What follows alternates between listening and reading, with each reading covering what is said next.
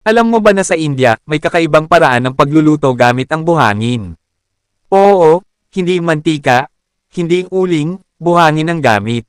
Pinapainit nila ito sa malaking kawali hanggang sa sobrang init, tapos doon nila iniluluto ang mga butil gaya ng bigas, mais, o kahit mga herbal ingredients.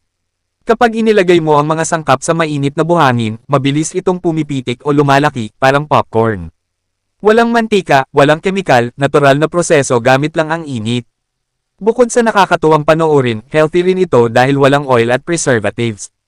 Isa itong patunay na kahit simpleng paraan, pwedeng maging kabuhayan. Maraming street vendor sa India ang kumikita sa ganitong paraan araw-araw.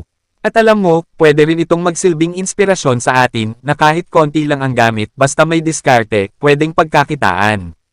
Ang tawag sa pagkain na yan unique Indian snack. Simpleng kaalaman, pero malaking tulong. Hindi lang nakakabusog, kundi nakakabilib.